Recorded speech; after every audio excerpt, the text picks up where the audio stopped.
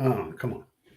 Hi, this is Julie Rogers Pomilia, and you are watching the show. That's right. The Break It Down show. I love first off, thanks to Harlan. I love Harlan. He has He such is great work, and great. I Yep. love picking up and talking to his clients because they're the most fascinating people.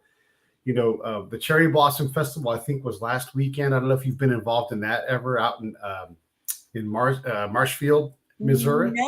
No, but I'd love to. It's great, and he brings out all kinds of American icons. You'd fit right in. They do like family members, Uh-huh. descendants of presidents, like Oh, on what all about Taft. Everybody's been there. wow. That Yeah, is cool. And he was my grandparents' publicist for a while. So it's yeah, kind of come full circle. And I actually met him one time and I didn't know it because he was he was involved in taking our picture, our family picture. And I was only in my 20s. I didn't know him. yeah, And yeah. I yeah. guess let's not bury the lead too much here. Tell everybody who your grandparents were. Oh, I'm sorry. My grandparents were Roy Rogers and Dale Evans, the cowboy, cowgirl stars of the 40s and 50s and 60s, just about. Yeah. Yeah, yeah, So yeah, they were wonderful. They were really, really great grandparents, and they were everybody. Who everybody hoped they would be was who yeah, they were. yeah, They were the same on and off screen. They actually weren't really acting. I don't know if they weren't acting very well or yeah. if they were just being themselves. I don't know. They took roles where they could play themselves, right? Don't have Yes, to be yes, acting. absolutely.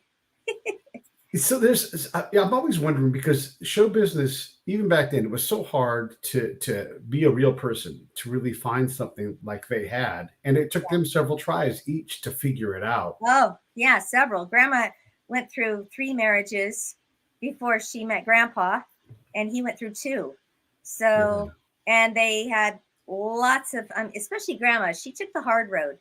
I mean, because she left home at 14 and had my dad at 15 and was divorced by 17 and a single mom. Back then that wasn't really very popular yeah, and or done very much. And so she was chasing fame, but then also wanting to be a good mom to my dad. And she wasn't really getting either one, right. yeah. So it was a tough time for her. Definitely. It's not. I mean, you think back, like 14 years old. I I was a freshman in high I school. know. I mean, she was really young. She was an old soul, though. She always wanted to grow up. She always wanted to leave home. She Hmm. dearly loved her younger brother, Hillman Jr., but everybody called him Son. And he was my uncle's son, and I loved him too. But it broke her family's heart when she left. Yeah, but You she know, had to go. she had to go, and she had to find her own way, and she definitely did do her own thing for years and years. And she tried to break into radio first by singing and then being a secretary by day. And finally, she got on with a show with Ray Bolger he had just done The Wizard of Oz as the Scarecrow. And so he was pretty popular. And he said, Dale, you need something to make you stand out of the crowd. Do you have a song that you've written? And she did. And so she told it to him, and he said, great, I'll stooge for you. I'll be silly on stage. You can sing it to me. And it went over. It was a big hit. And somebody in the audience was from the CBS affiliate there, radio in Chicago. And she got that. And then she went on to be screen tested for Holiday Inn, but she didn't actually screen test for Holiday Inn because she lied and said she could dance. And well, it was with Fred Astaire, so you can't really bluff your way through, not dancing with Fred Astaire. No, you cannot. So yeah, she went to Hollywood. She had to tell everybody that my dad was her younger brother, which was, it was hard for my dad, Right. and he didn't want to lie, but he said, Mom, you do what you have to do, and I'll just try to stay out of the spotlight. And so he did. He stayed in the shadows because he didn't want to have to lie. And yeah, so she finally just came clean and said, forget it, I'm not 21, I'm 28, I have a son, he's not my brother, and I can't dance. And then they said, well, can you ride a horse? Well, I'm from Texas, aren't I? Of course I can. Well, she couldn't ride a horse either. So she was back into it, and screen tested for my grandpa's leading lady. And he said he was very gentlemanly, but he said after he saw her ride a horse for the first time, trotting, he said, I never saw so much daylight between a woman's rear end and a horse in my life. So she had to learn a lot. It was a pretty steep learning curve for her. Yeah. But I mean, that's where she was at, right? I mean, you're talking about a time when being an unwed mom was absolutely not a good thing. No. Way too young. Yeah. I mean, even though they started life younger back then, all of the odds were stacked against your grandma. Right. And, and he did look like her younger brother because they were so close in age. And even as adults, long into their later years, people would sometimes mistake him for her brother. And my dad would get so mad. It's like, no, I'm not her brother. Did your grandma ever work with Gene Kelly? We were talking about Pat Kelly, who's Gene's wife, and she's been on the show. Did she ever work with Gene? They knew each other. I don't think she ever worked with him. Mm-hmm. She worked with Bing Crosby. They worked with Bing Crosby, both of them, and Jimmy Stewart in radio. And I don't know. And it's funny because I never asked a lot of these questions, and right. I wish I had now. But as a grandchild, you're not thinking about anything like that. You're just playing with all the other grandchildren and doing what grandchildren do, and you don't even care. Yeah. And then later on, people ask me things, and it's like I have to go and look stuff up. But this is this is an aside, but I'm starting a biographical interview company, and because there are these things that you can't ask because you know too much and you know your grandparent in a certain way. Mm-hmm. But if you sit down with someone and unknown, I can bring things out of that person. So there's so much it's a great time. Yeah. Anybody can hire me and say, Pete, sit down with my gran or sit down with my dad or whatever it is and pull that story out of them. And there's just so rich. It's like there's because Roy and Dale are a couple, you can ask if you don't know those guys, you can ask Roy, who was your first love? And it's not going to be Dale. And he's going to tell you about the girl that blew him away or whatever, right? And there's this richness in these lives that we can be a part of if we have someone externally ask the questions that we don't even know to ask. Yeah, that's true. That's true. And I find out so much from my aunts and uncles too, because they were one generation closer. And so they know a lot of things that we as grandchildren don't even know. And yet there's this really special bond and relationship that I think a grandchild has with a grandparent that you can't duplicate. It's very special. And that's what I talk about in the book, and that's what makes it a little bit different. Yes, there's a little bit of biographical stuff about them. There has to be. Right. But for the most part, it's who they were with me and who my relationship with them. And it was very dear, When you think about your grandma, and we're talking about your grandma now, we're not talking about Dale Evans, right? Right. What smells, what sounds, what sights, what feelings come up? Where does your brain go? Well, she was the kind of person who would tell you what she thought, even if you didn't want to know. She was very honest, sometimes brutally honest. And I loved her for it because she was my sounding board. That's why we were so close. I'd rather know somebody and know that they are telling me the absolute truth than just what I want to hear. And she never told me what I wanted to hear. I mean, sometimes it was nice, but she didn't say it for that reason. And so I learned a lot of lessons from her. And she, she did a lot in raising me, even though my parents did a beautiful job. I mean, they were wonderful parents, but we were with our grandparents a lot growing up. And so she really instilled in me a lot of the values that I hold today. But she was 100% authentic.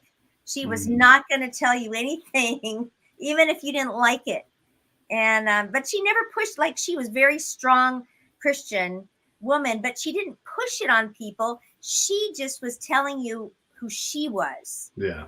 And that was so beautiful because she could talk to an atheist and have a great conversation and come away, both of you, feeling really good. You brought in the religion aspect, and that's a big deal with your grandparents. And like one of the, as history starts to grab your grandparents and pull them back and away from what they were, and they're ubiquitous. I mean, look, Happy Trails is probably still relevant to most of us, but at some point it's not going to be, right? Well, yeah. Yeah, right. So as we're also losing sight of someone like Billy Graham, who's all he did throughout the 1900s was save people's lives. Yeah. And your grandma and grandpa were a part of that, and bringing that weight to something that magical. That's not even, I would say that's not even possible anymore in Hollywood. Yeah, it's changed so much. It's definitely different today. And they were very close friends with Billy Graham and Ruth Graham, and also Johnny Cash and June, his wife. Yeah, there aren't any people like that hold that much esteem with people. There's just, it's a tough crowd these days. Tough crowd. Yeah. But they were all authentic, and I'll tell you what, they were the real deal, all of those people. Yeah. Now, did they host a lot of their Hollywood friends? Were you like, I mean, not that you would give a crap, but were you around that kind of thing? Well, we were around, but we didn't know who was who. I mean, he was with Clark Gable a lot. He came over and they would go skeet shooting, and they had a lot of the same hobbies. Right. But then the neighbor from next door would come in with a plate of cookies or something, and we had no idea who was who and who was famous and who wasn't, because they didn't treat anybody any differently. Right. They treated everyone with great respect. And they even gave Bobby Blake a home for a while, Robert Blake. He lived with them for a while because, his dad was very abusive to him. Yeah. And so they really felt for him, and he lived with them for a while until he tried to date my grandma, and then, my aunt. And then my grandma was like, hey, Bobby. No. Yeah, that's crazy. In my family, on my mom's side, the men, a lot of them, and it's the time that they were in, but a lot of them were close enough to Clark Gable that was kind of the look they went for. And so I often hear when my elders in the family talk, they're like, "Oh yeah, he looked a lot like Clark Gable." Apparently, my mom's dad looked like Clark Gable a lot. He did.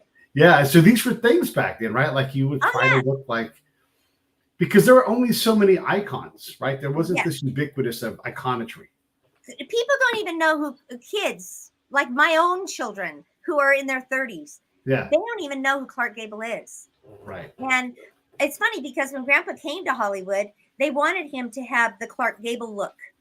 And they didn't like his eyes because his eyes were squinty. And, he was part Choctaw, Native American. And I don't know if that's why, but he just had this, that was one of his trademarks, is his squinty eyes.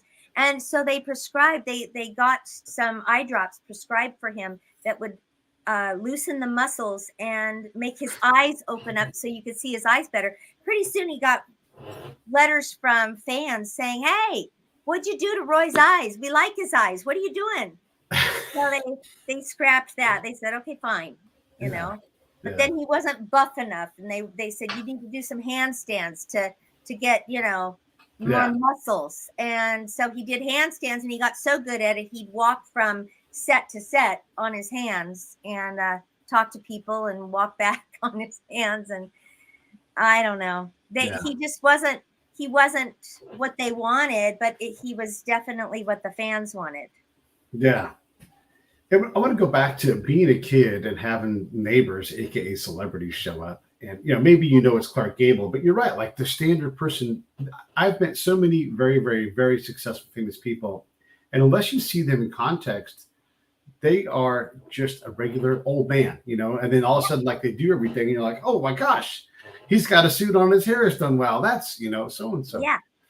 Well, that's how Gabby Hayes was, because Gabby Hayes was a very prim and proper English gentleman, and he slicked his hair back. he put his teeth in, and he wore tweed suits, and he drove really nice cars. Yeah. And he didn't talk like Gabby Hayes. He'd take his teeth out, rough his hair up, and put on some old clothes, and he became somebody completely different. Yeah. And that's something that really messes with a kid's mind, because you really do think they're two different people. This is the kid's mind is where I want to spend some time. And this is in no way it's about me, but I think it's a good illustration. So when I was a kid, we were flying back east from California, and we landed in Tennessee to go see my dad's friend. And when we were in the airport, this tall-legged guy wearing a black suit comes walking towards us. And my dad says, "That's Johnny Cash." And I got to be 7 at the time, right? I'm 7. Right. And so I remember seeing the guy, and then I could recognize later on, like, hey, he's on the Muppet Show or whatever. Like, I saw that guy. A couple hours later, he's ringside for the Ali Spinks fight. And I'm like, oh, that's the guy we saw on TV? Huh. Like, my brain couldn't even process how impossible all that is. Like, it didn't make sense to me. Like, I understood he could fly somewhere and he could sit ring. I didn't know that ringside for an Ali fight in the 70s was even a big deal, right? And so, like, your world is just so different, right? Mm-hmm. But the funny thing is, when you grow up in that, you don't think it's different. You just, because that's your normal and that's all you know. And so for me, when I was really little, I really thought everybody's grandfather had a TV show, and that was just what he did. And that was just what grandpas did. Yeah. And he would lay on the floor with us and watch his show in reruns, because by the time I was born, they were already in reruns, just barely. Yeah. And he'd say, "Go, Roy, get those bad guys." And we'd say, "Yeah, Grandpa, get them. And we would just have so much fun with him, because he was really like a big kid. He related to children and animals a lot better than adults. He's one of those people that nobody has a bad thing to say. It's like Dolly Parton. You can't find a single person that doesn't go, "Dolly is amazing." Like, that's what they all do, right? And there's only so many people like that in Hollywood, where there's nothing would stick to them, and they wouldn't even try to have something stick to them, because your grandpa was just one of those people that seemed to always make the right choice, had a lot of character, and people loved him for it. Well, it meant a lot to him, because he never forgot his roots. He was raised very good parents, but way back in the holler. I didn't even know what a holler was at that point. I've since learned, but he was a country boy. He was very, very bashful. I mean, just painfully shy, and he never forgot where he came from. And I think some of the stars today believe too much of their own press.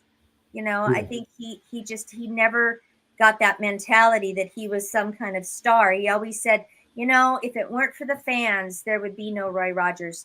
And so I owe it to the fans to give my time back to them. And so he returned responses to fan mail and things like that. Yeah. Is that born out of the time that he was? Look, I don't want to act like nobody has problems these days, but the kind of problems. I mean, look, your grandpa predates the widespread use of antibiotics. Yeah. I mean, there's no plastic, none of these things that we have today.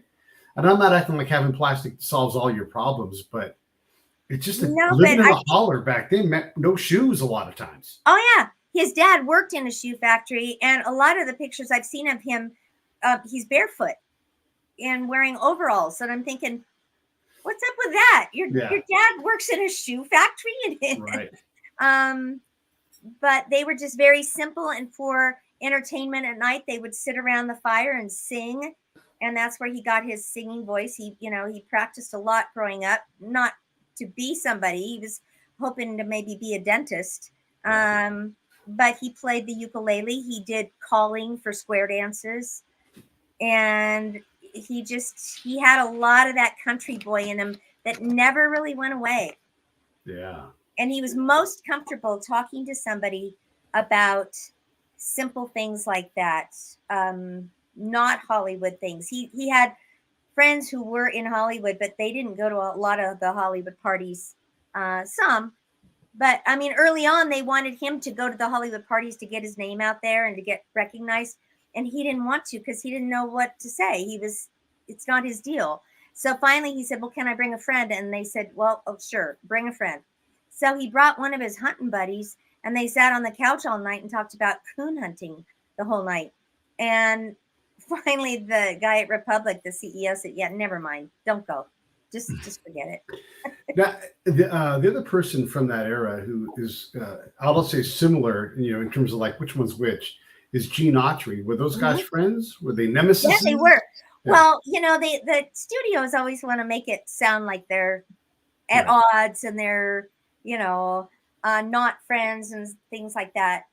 But that wasn't true. They were friends, and they were lifetime friends. And I can remember Grandpa sitting in his lazy boy chair, and Gene would be on the other end of the phone, sitting in his lazy boy chair, and they'd be commiserating. Grandpa would say, my bowling ball gets heavier and my horse gets higher every year. Yeah. And Gene was the same. And they went, and Ronald Reagan was in there with them too. He was a pal. Right. So when he became president, he was still just Ron. Mhm. I mean, he called him Mr. President, but they were good friends. And in fact, Grandpa was more popular than Ronald Reagan in the movies, and so they had a mutual respect for each other. These guys, Ronald Reagan included, they all lived similar lives from similar times. I mean, they were all almost about the same age. Yep. I think Gene and your grandpa died like, God, Oh, probably. very, very close together. It might have been the same year. I don't know. I just Yeah, I think remember. so. I was looking that up. Yeah. Yeah. Frank Sinatra also died within like 2 weeks of Grandpa. Yeah. But Gene was more of a savvy businessman.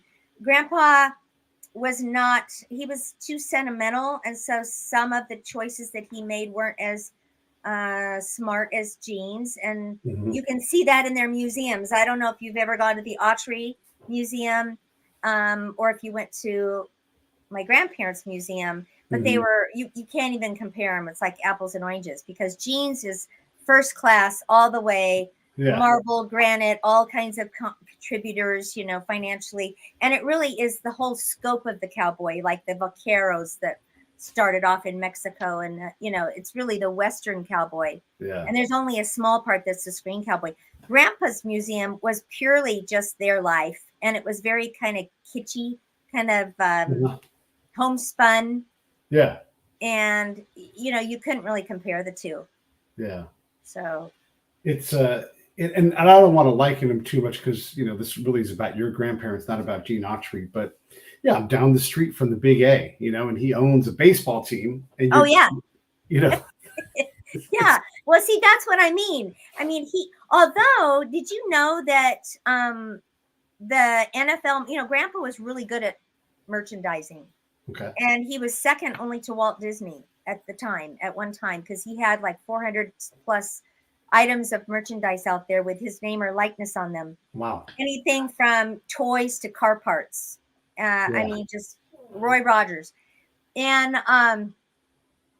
so he was in merchandising to begin with, so that he could make more money, so that he could respond to his fan mail, because he didn't even have enough to buy all the stamps to respond to his fans. Yeah. So he thought, I got to make money a different way. So he came up with the idea with his manager of merchandising, to do the NFL merchandising. Mm. And so for a while, the NFL was under Grandpa's umbrella of a division of merchandise. But then very quickly, his guy in merchandising jumped ship and went with the NFL. And that was that. It was, I read it in a Time magazine, and I thought, you can't believe everything you read. So I called my Uncle Dusty after my dentist appointment. And I said, is this true? And he said, yeah, it's not that great of a story. It's kind of a sore spot with, with Dad. But yeah, he did. He had the idea for it. How often do you think about your grandparents? Is it every day? Oh, every day. Well, now, since I wrote the book, I never aspired to be an author, and this was just for my sons. And along the way, people said, you ought to write a book. You have so many good stories. It's like, well, I actually am, because I wrote one for my sons, and they said, well, you got to get it published. It's like, nah, who's going to read it? Yeah. No, this is great. And then the more I talk to people that have read it already, they really like the style because it's very conversational. The Mm-hmm. chapters are really short, so you could just open it up and read a chapter. You don't have to read it cover to cover. And it's sweet stuff. It's not, if you're looking for dirt, you're not going to find it in You're not gonna find it. it. Yeah, the book itself. Let's talk about that. Can you pop that thing up there, and we'll plug it, and I'll put the link here in the thing. Yeah. I'm gonna grab the whole Your Heroes. There we go. If you want to get the book, you know what I always recommend is buy the book and then buy another one and buddy read it. So buy two, and then you're going to be doing something great for the family, for Julie, and you're going to get an all-American story. I was struck the other day, Julie. I was driving, so we both live on the West Coast. Uh-huh. I was driving on the state highways going south from the Bay Area to where I live down here in Orange County. Uh-huh. And, you know, so you go by James Dean, like the intersection and all these things. Uh-huh. And I was like, you know, if you get off the main highways and you just get into where America is, America is just fine. You know, there's people that are struggling. They're doing what they have to do. But we get awfully hard on everybody. But we don't spend a lot of time just on those state highways and in those little towns where people have real problems. And they're not the problems that people talk about on TV. No, they're not. And we just moved, you know, from LA. We were in actually the last place we lived. I lived in Anaheim for a long time. And we were in Santa Clarita, which is at the base of the Grapevine.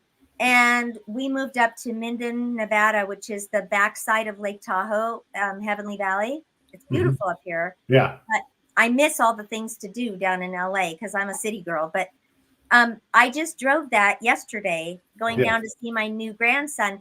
And there are so many I happened on an app on my phone that told all of these out of the way weird things you can see on the 395 going up. And I did stop at those little places and I talked to people, and it was very interesting. Yeah. It's just like Americana right in our backyard, even in California, in the midsection of California. Yeah. And up in And Nevada. 395 is a gorgeous drive, especially just south of Tahoe. Oh my God. Yeah. Oh yeah. It's so it's beautiful. Very pretty. Very pretty. And I guess the reason why I wanted to talk about that was because your grandparents really represent an Americana that we still have, but we kind of lost sight of. I mean, those people are still out there. They're still, look, I'm on the opposite side. I'm just west of 5 when I'm driving down. But I take pictures. I'm like, look, I'm in Texas. But really, I was in the foothills of California, and there were oil and gas pumps. Yes. You know? And I'm like, yes. Oh, I'm in Texas. And it looks like I'm in Texas, but really, I'm just off of I-5, 20 I know. minutes away. And so, again, like if we don't spend time, we think that America is gone. We think here in California, like we don't like oil, but there we are processing oil, you know? Yeah. And so it's just, it speaks to what the legacy that people like your grandparents left for us. If we choose, look, we don't want to get nostalgic and unrealistic, but there's something about having character and standing up and, taking things. I think they're still relevant for today. And, we talk about, I don't know, stars who adopt, like Brad and Angelina, they adopted all these kids from different cultures. Well, grandma and grandpa did that before it was popular to do, or, and my family is very diverse. I have a Native American aunt. I had a Korean aunt. I had a Scottish aunt, and I had an uncle who had a bit of special needs because he had been beaten badly on his head when he was little, and he had a bit of brain, damage. Yeah. And so we were very inclusive. We were very loving. We were very, all the stuff that they're talking about. And yet, people look at me, and because I'm Caucasian, they think, oh, you must be, narrow-minded. You must be a racist. You must be this. You must be that. I don't know. But they don't know the family that I came from. And we didn't see ethnicity or color as, we were all treated equally. There was no pecking order. Yeah. And I love it. And, they had a little baby that had Down syndrome. And back then, they would put those kids in institutions and just hide them away because they were embarrassed about them. And when grandma and grandpa had their little girl, the only one they had together, the doctor said, so where are you going to put her? And grandpa said, well, what do you mean? Where am I going to put her? We're going to take her home. Yeah. And they said, oh, you're not going to institutionalize her? It's like, no. So the minute they started speaking out and being vocal about it, they started seeing all these families start to come to their rodeos and shows and things, bringing these kids out in the open. And they really changed that social landscape. I think they were instrumental in changing the view, the public opinion of special needs. So They, I'm proud of that with them, you know, even yeah, more than their acting or whatever. right. This is putting their money where their mouth is, and this goes to the Yeah. whole thing of the quality of the people. And they did this so early, and like blended family. Oh my gosh, you guys are all adorable with your modern blended. That's been going on since there's been families, you know. Yeah, yeah. And none of us are related, blood related to each other, but yet we're all family. Right. Like your grandpa is not like your blood grandpa, right? But it doesn't matter because he's your grandpa. He's my grandpa. Yeah, exactly. And most of everybody except for me and my two sisters are not related to grandma. And we are blood related to grandma because of my dad being her only son when she was 15. Yeah. And then the rest of them are adopted, so they're not blood related to anybody. But you know, people like to know because they just want to get our family straight. It's because it's kind of confusing. Yeah. And so it doesn't bother me now. But when I was younger, when people would say, "Oh, he's not really your grandpa," that would really upset me when I was little. Because I think, what do you mean he's not my grandpa? What do you mean? Yeah. You know? Yeah. Thankfully, we've gotten past a lot of that. This is one of the benefits of the modern day. Like a lot of my family is Mormon because as soon as there's one Mormon person, there's a lot of people. There's a lot. Yeah. A lot of my family is Mexican because my brother Eric married a lady from Mexico. So a lot of my family is Mexican. I had a whole new family added in 18 months ago when I found my birth father. So there's 30 new people just attached to my family. And it's wow. You know, so all of my siblings are half siblings. And so you have all these things. And so I'm an uncle, I'm a nephew, you know, I'm all of these things and I'm part of this thing. And when you go back, you realize like you think your family is big when you're alive, but you go back 10 generations, it's at least 1,000 people just by being parents. Then you add in the steps and all the other things, and there's 1,200 people easily by just going back a couple hundred years. And if you look at a generation as being 25 years, that's 250 years. So you go back 250 years in your lineage. That's 1,000 people you were. That's a lot of people. Yeah. Who knows? We may be related. Yeah. Well, you know, I mean, it's not hard to be cousins with somebody. Yeah. Especially if you think you are, you know, then all of a sudden you're family. Yep. Yeah. Who did the cooking at home? Well, Grandma cooked, but she wasn't a very good cook. And you know, she just she made stew. This one stew that we had every Friday night. Yeah. We'd go out to the ranch, and I didn't understand why fish had to be on Friday, but it was. And I kept seeing it on my plate every Friday. And then she would add into that stew whatever Grandpa had caught that day, or, you know, because he'd go out and it could be badger or bear or anything really. Yeah. And it was nasty stuff. Oh, it was horrible. So the adults all sat at the big table. And then the kids that were my age, there were about 6 of us, we sat in the kitchen, and we soon learned that the dogs hung out in the kitchen, and I could feed the dogs anything I didn't want on my plate because the adults were in the other room. They weren't even watching what was going on with us. Right.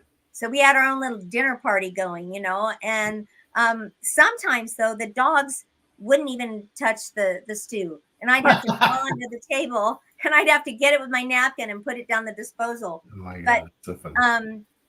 It was just a fun time. We had to, you know, the stew would have juice running around, so I learned really quickly to grab my roll and push my salad and my Jello up on the dish, you know, so that it wouldn't get all muddled with and you know, you try to make barriers with your napkins, and you know, we were just kids. Yeah, that's classic kids stuff too. That's like right out of the movies because it was real, you know. It was. Which home do you recognize as being your grandparents' home? Because they, you know, they had their ranch on this side of the mountain, they had their ranch on that side of the mountain. Which one do you think is home for you? Oh, definitely Chatsworth. Okay. They lived in Chatsworth in the San Fernando Valley in this on this beautiful ranch with 300 plus acres.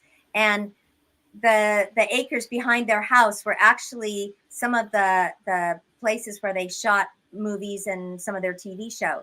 So they could put on their makeup in their bedroom and then walk outside in the backyard, and they were on set.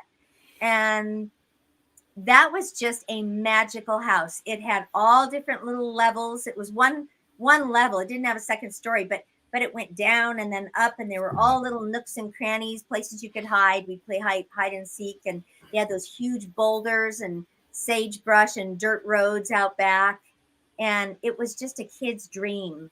And we used to play in their clothes closet, where all their shiny. See, I have some of Grandpa's stuff. I have, Oh yeah, look at that. Yeah. Back there. And we would run around, and we'd make a mess just like kids do. And Grandma and Grandpa would finally say, "All right, you kids, everybody out. Come on, go outside and play. You're too loud back here." Yeah. And I loved that ranch. But the reason they moved was because 3 of their kids died within about 3 years, and it was too hard. He just needed to be away from all the memories. Yeah. So it was never the same after that for me. Yeah, it's hard, right? That again, that's another thing that we've gotten better about doing, about keeping kids alive. And we don't understand that trial and what that does to a marriage. I mean, that's not going to be easy on the two of them. Well, it can definitely break you up, and in their case, it made them stronger. But it was a tough thing. I mean, you're not expected to bury your kids, right? Especially when they're only 2, 12, and 18. They didn't even grow to adulthood. And then right at that same time, Trigger died, and Grandpa was grieving so much about Trigger. He didn't even tell the family for a whole year that Trigger had died. Oh, wow. And because Trigger was at their new ranch, they were getting ready to move to Hidden Valley across from the hill from Malibu. Beautiful place. So he had already moved Trigger there. So the family wasn't seeing him anymore, and he died there. And Grandpa, and then they up and moved to Victorville to try to get away from all the memories. And he just never said anything. He just couldn't. Yeah. And it was a dark time for him, especially. How did your grandpa handle that kind of thing? I mean, it's dark time. Like, does he dive deeper into faith? Does he play more songs? What does he do? When they moved to the high desert, he got involved in a bowling league, and he was on that show, Celebrity Bowling. Bob Newhart, and I don't know, all kinds of people. Sean Adams. And then he had so much stuff because he'd go to the swap meet, and I was his swap meet buddy. I used to go to the swap meet with him. That's in the book. Those were special times. But Grandma used to say, "Papa, you got too much stuff. You got to just build a museum and put it all in there." Yeah. And he finally said, "Okay, I will." So he bought the bowling alley down the street, converted it into the first Roy Rogers Museum. And it was really special for him because he could walk through that and reminisce, and it healed his heart to be able to see things of his kids that had passed, or things of their old, because by that time their show was over. They weren't doing Westerns. They were doing like variety shows and things like that. And he just liked to just spend quiet time by himself before the museum opened every morning, and just kind of, he just had to work it through. Yeah. And Grandma, she wrote books, and so she worked it out. And she was stronger in her faith than he was. He did not understand how God could allow, kids to die that young. Yeah. And she just kept saying, a fair critique of God. Yes. What's that? A fair critique of God and a fair question. Yeah. I mean, he was really questioning, and I think Grandma took it a little bit better. I don't know if there's a better or a worse, but just different. Yeah, just different. When you think about your grandpa, same kind of question as earlier with your grandma. What emotions, what smells, what senses come to mind for you? Well, he always smelled like cologne and liniment, kind of, because he had done so much to his body. He was You know, he had to do his own stunts at first, just because, not because he wanted to brag about it, but because they didn't have stuntmen doing a lot of stuff. So he was pretty hard on his body. So he, he would, put stuff on himself. And then he was very, very, very quiet. And I found it fun to try to break through that. And like, I'd call, and if he answered, I'd see how long I could make it last till he would say, "Oh, okay, I'll go get Ma now," and see how long I could keep him on the phone for. And we went to the swap meet together. He took me shooting, skeet shooting. He took me, hunting for my college graduation. I just wanted time with them.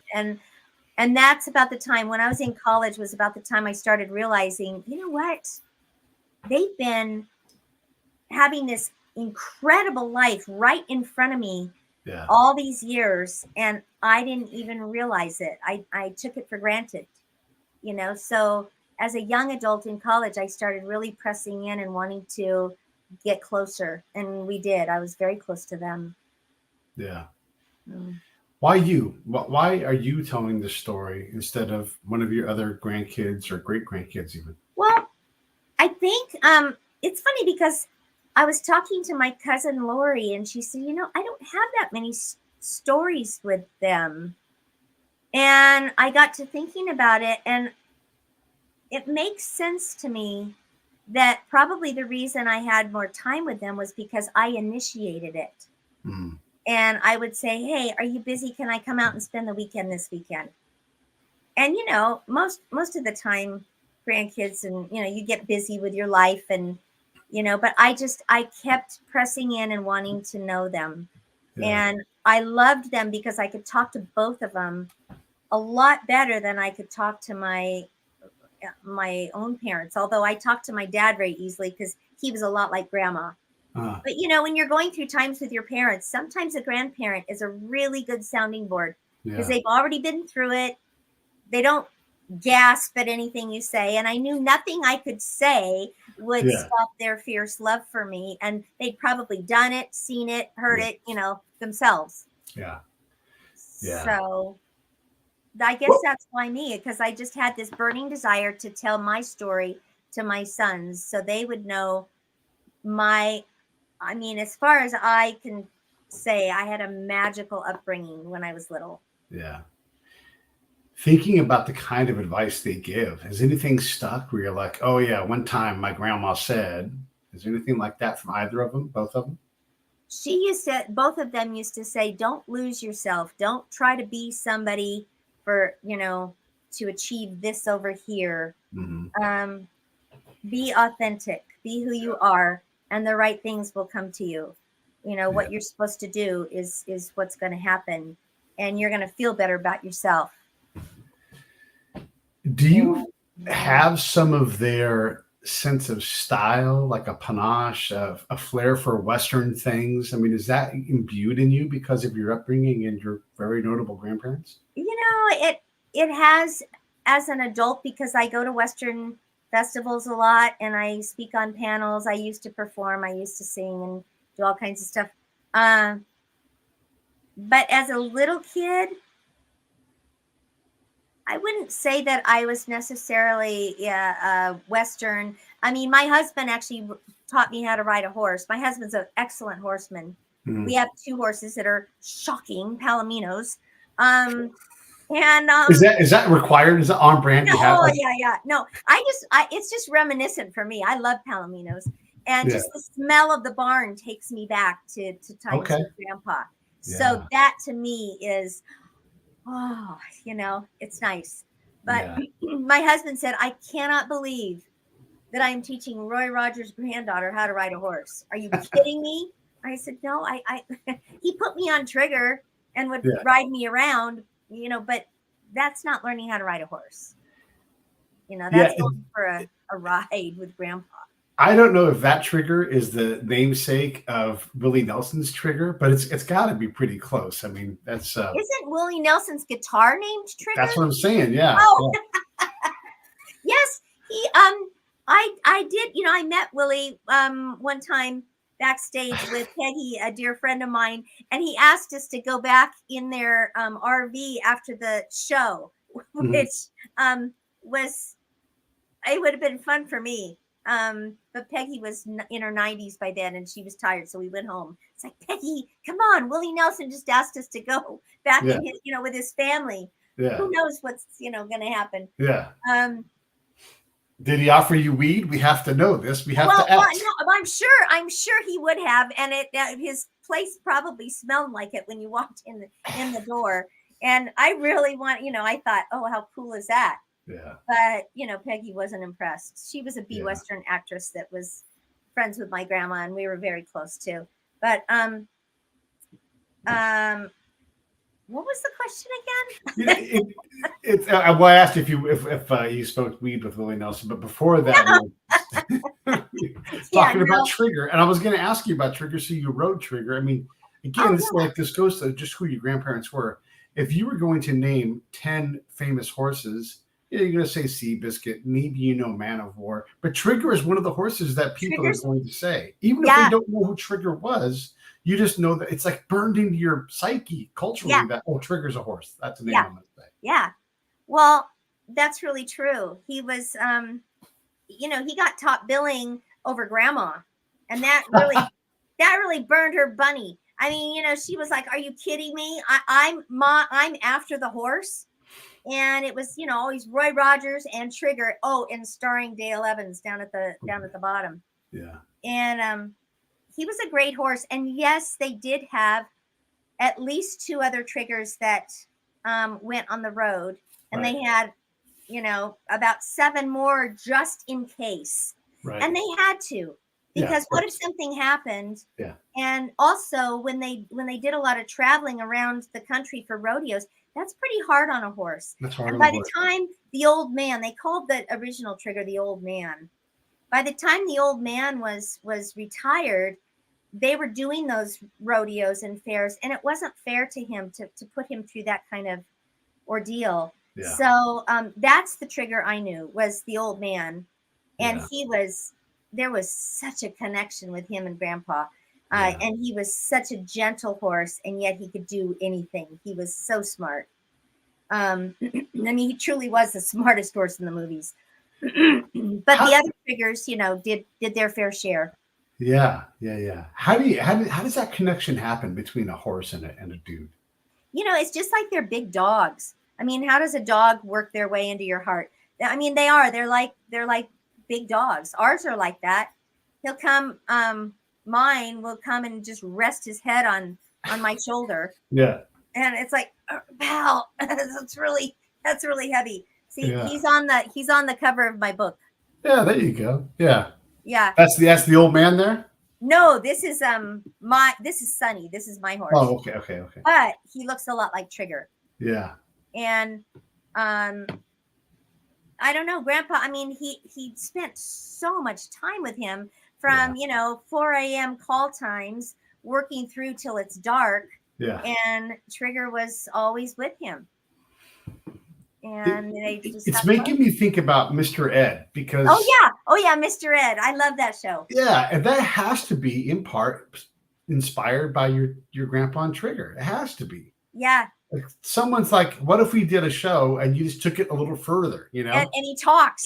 And he talks, and then they hang out in the barn all the time. I mean, I loved that show. Yeah, it was great. It was a goofy premise, but it worked, Yeah, it did. I don't know if it would go over today.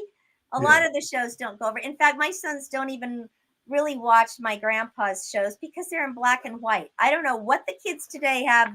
The deal is with black and white. Yeah. But it's just not, and they don't have any, special effects. Yeah. There's no green screen. Although, our best friends, Diamond and Linda Farnsworth. Diamond Farnsworth is Richard Farnsworth's son. Richard Farnsworth was a stuntman turned actor. Well, Diamond is the second unit director for NCIS, and he's been a stuntman his whole life. And he says that it's really sad the way that it's going, that stuntmen are going to be outdated. They won't need them anymore because there's so much green screen stuff. It's all computer generated. and he feels like they're really losing a lot of realism of real people doing that. Yeah, we're moving on. Yeah, we're moving Yeah. on for sure. So, Yeah, it's an unfortunate thing as we lose some of these crafts, you know, we and do. being a stuntman, it's Yeah. certainly one of them. It's not Your like it used to be. Yeah, your grandparents had their finger right on the pulse of America for the all the Western stuff. And then they slide into, for however long they're able to maintain it, the variety side, because that Yeah. was like, you know, as Westerns went down, the variety stuff went up. Yep. What a ride for them. And I guess back then it wasn't common, especially for women, to hang around too long. So, you know, the career was kind of limited. But did Yeah. they, and I'm not trying to get into their personal business, but That's okay. did they have enough money saved up financially, or did they have to work to like, hey, we have to do this? Oh, no. They didn't have to work. They just enjoyed it. And grandma loved getting off the high desert. Who else could get away with the weed question? I love it. You got to ask the weed question. You have to ask that if it's Willie Nelson. Yeah. I love it. I'm seeing all these questions come up. Yeah. Yeah, they really dove into the variety shows, and people loved having them on. I mean, they were on the Muppet Show, Hee Haw lots of times, Andy Williams, John Davidson. Yeah. And John Davidson's been on the show, by the way. Oh, he has. Oh, I yeah. love him. What He's a wonderful great. guy. I'm dying to get up to his place up in the Sandwich. He's such a great guy. Man, He really is. wonderful. He's very down to earth. Yeah. And yeah, Glenn Campbell. He was a good guy. And we were on the Jonathan Winters show. They had the whole family on the Jonathan Winters show, which was, you know, a bit of a train wreck because my cousin decided to throw a ball from under the tree, a rubber ball at Jonathan Winters' head while he was telling us a story on the carpet. And it knocked his Viking hat off. You know, he used to wear the Viking hat. Yeah. And Jonathan Winters started ad-libbing when that happened and just went off. And I mean, the cameramen were laughing so hard they had tears rolling down their cheeks. Yeah. And my aunt was mortified. She was trying to catch him on the stage. He was 4. We'd never let him live that down, ever. That's in the book too. That was a story in itself. Yeah. That is fantastic. You must have a zillion of those little moments. Do you sometimes think, because there's things in my life that I always say this because it's impossible and it tells the story well. I was in a head-on collision with an Abrams tank in Iraq. And then you're like, did that just happen? And I still wonder, am I making this up? But it absolutely happened, right? Yeah. And so you have these moments where you're like, I just sang a song with Johnny Cash in the backyard or wherever it is. Like, you must have these things. Yeah. You're like, did that really happen? But it did. It's just so impossible, though. What are some of those things? Well, it did. You know, so many things happened, but like I said, it was normal to me. Even when I knew they were famous, that was my normal. And so it didn't seem that different to me. Okay. And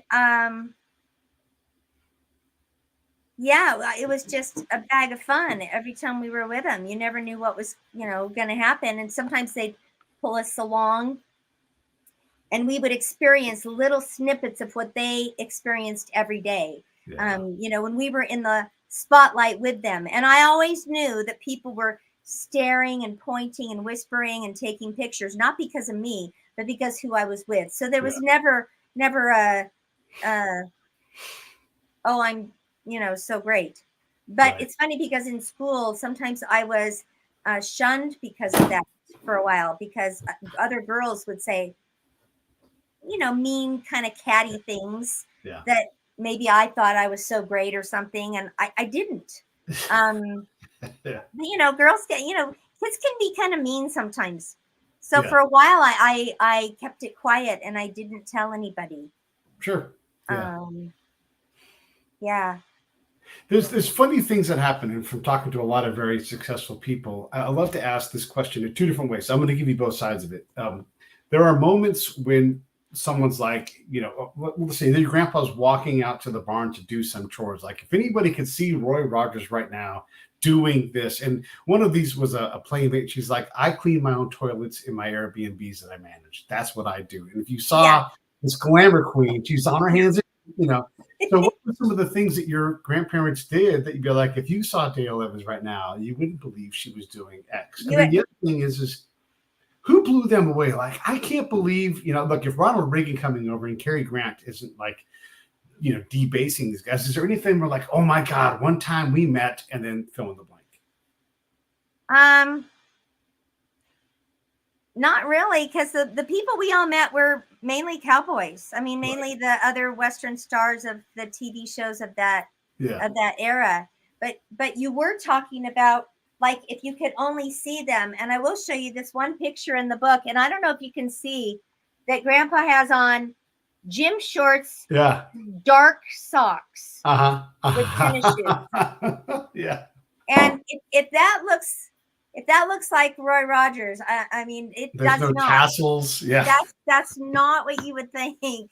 But people have asked me, do you think that they would like your book? And I definitely know they would, because a lot of these stories are stories that we would reminisce about at their bedside when they were just about, like they're in their last days of life.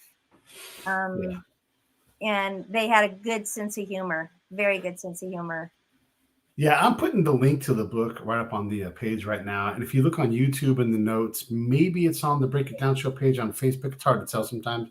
But just look in the show notes. You'll see it in there. Okay. Get this book, and you're going to read something. Look, everybody's worried about people getting fired from television networks. Read a book about America and how great it is and all these wonderful stories, and support Julie's work, because I want another book out of you. And I'm sure you've got one. What are you working on right now? Well, I'm not totally working on anything because I just finished this one, but I did have 125 pictures that were cut from the book.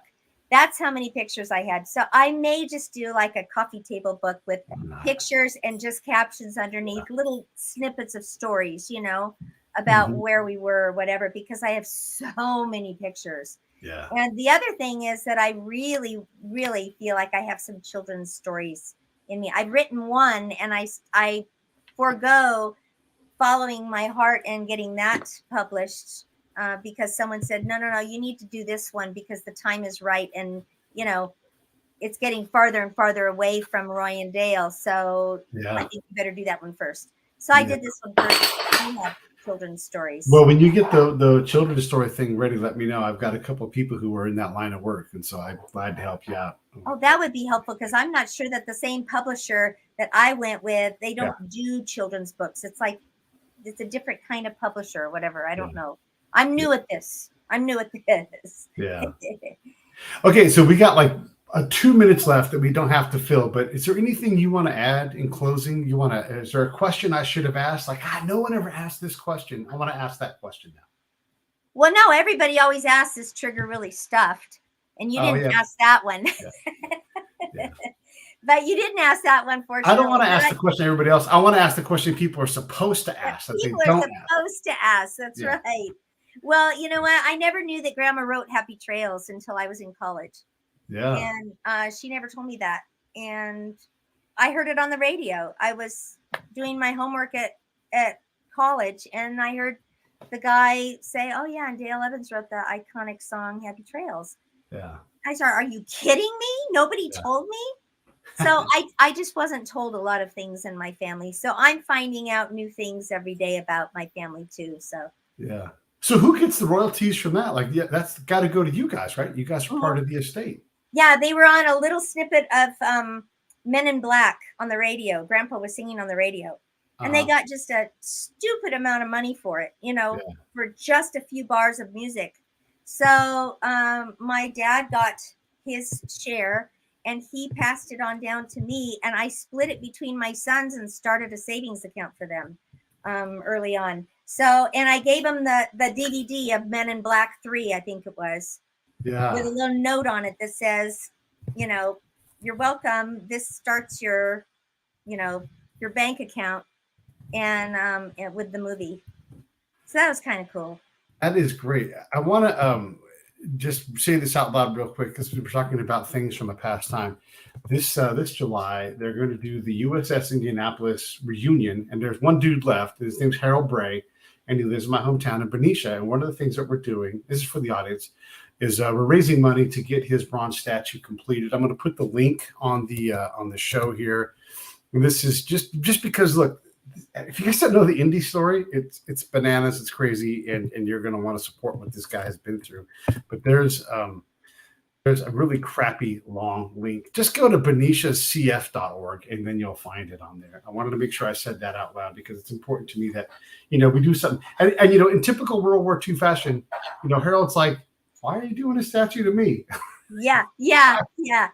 I was on a boat and it sank.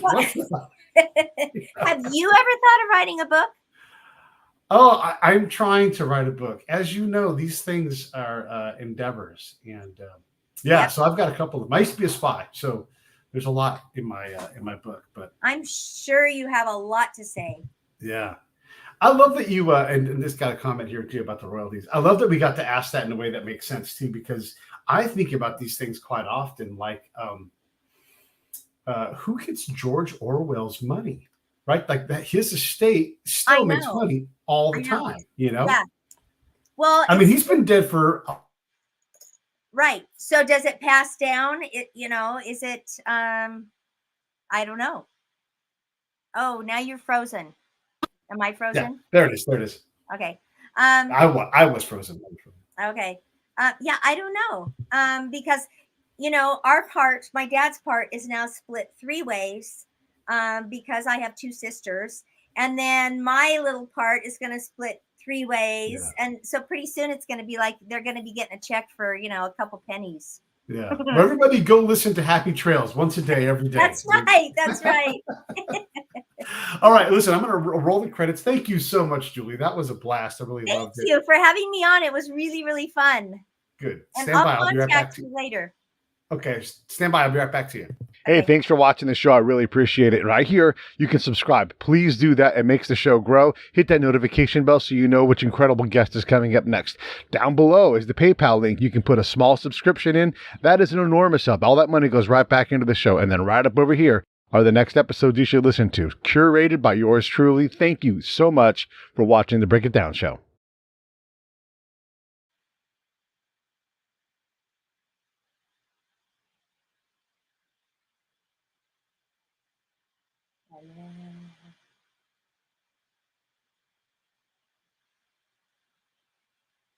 Are you frozen?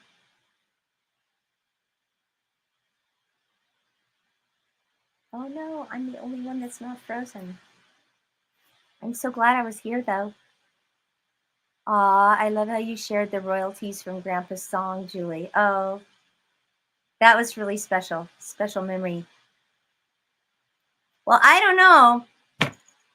I don't know who's frozen and who's not, but maybe it's me that's signing off here.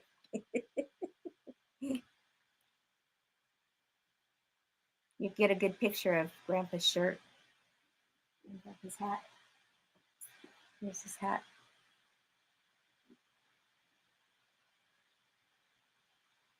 There it is.